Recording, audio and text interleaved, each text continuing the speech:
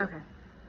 All right. So this is like my fourth time filming this video. I'm getting kind of, it's Capricorn and Cancer, okay? But I filmed it in my car and I didn't like that video. So I just tried to film it now. And just like, I just keep getting interrupted. Anyway, Capricorn and Cancer, opposite signs. So these opposite signs are, as at face value, very different. You know, you have Cancer, okay, this is emotional, this is ruled by the moon, we're talking about intuition, we're talking about femininity. You know, you have Capricorn, which is, it's considered, all the earth signs are feminine, but Capricorn doesn't really have feminine energy in the traditional sense. So Capricorn does have that more Saturn, that more restrictive, that more Saturn is a little bit more of a masculine planet, even though Capricorn is a feminine sign. All the earth signs are feminine, okay? Get what I'm saying? Don't worry about individuals, are they feminine or not? We're not talking about that. But there's kind of like that fatherly energy to Capricorn. Daddy Saturn is ruler of Capricorn. Capricorn is related to father, so that idea of father. Whereas Cancer is linked to the mother. And so when you think about that symbolically, both have this loyalty to family. Cancers can be very self-sacrificing to family. Capricorn can be more about providing for their family, giving their family tradition, setting their family up so they have things. Remember, that's an earth sign dealing with materials, okay? And so Capricorn's goal is to be ambitious and to care. They care a lot about their reputation, okay?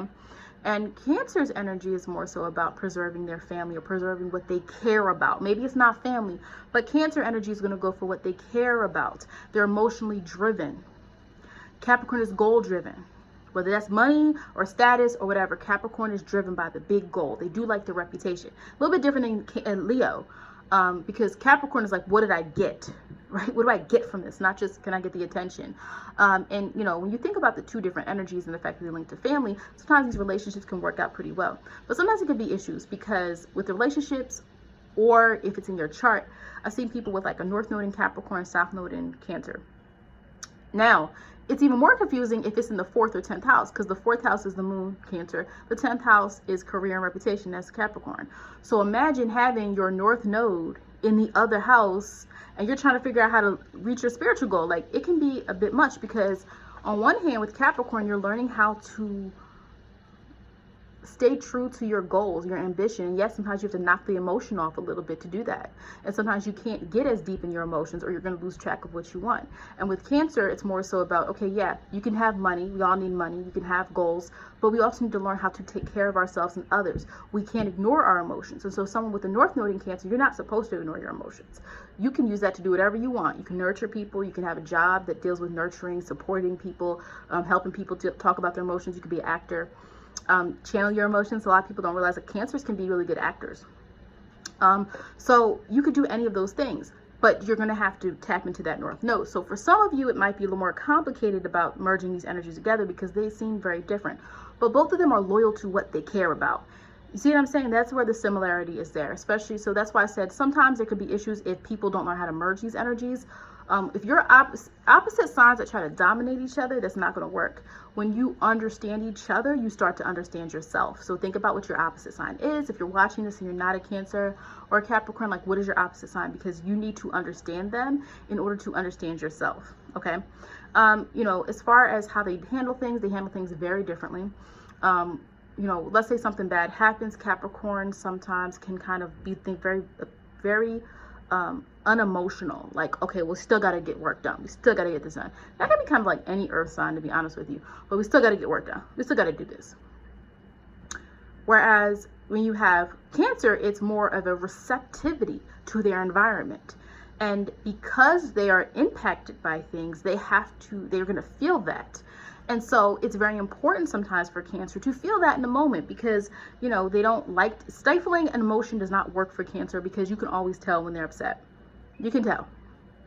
And because it's so powerful, you can tell, you also can feel it. Like, you feel that energy when Cancer is upset. And so Cancer might look at it like, oh man, this just happened, I have to stop, but this is a lot going on. And Capricorn's like, well, we have work to do, just do it. So, you know, sometimes there could be differences there. How they handle their being upset. But Capricorn can sometimes be upset too. It's more so depression for them. Like, if a Capricorn energy person is upset, sometimes it can lead more to a depressive state. No, they're not the only sign that can be depressed. That's not what I'm saying, but it can lead to a more depressive state, right? Whereas, and it's hard because with Capricorn, some of them are not as expressive in the first place about what they feel. They know how to exert on the physical world what they want. They know how to work. They know how to get goals. They know how to accomplish goals. They know how to help other people set goals, which is something Capricorn does really well. They know how to set other people up for success. You know, if you ever have a Capricorn guiding you in some way, Capricorn knows how to set people up for success. But Cancer, you know, it can be more of a moodiness.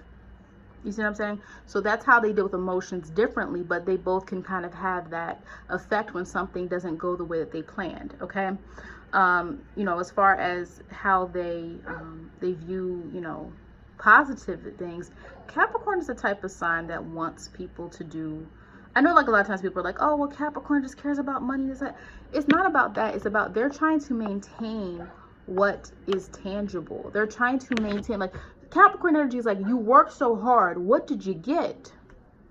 Okay, and so that's a very important thing to understand about Capricorn energy. It's about reward. We all do things to get something. So I don't understand people's aversion to Capricorn energy, because, like, we work hard to get something, and Capricorn reminds us of the big goal.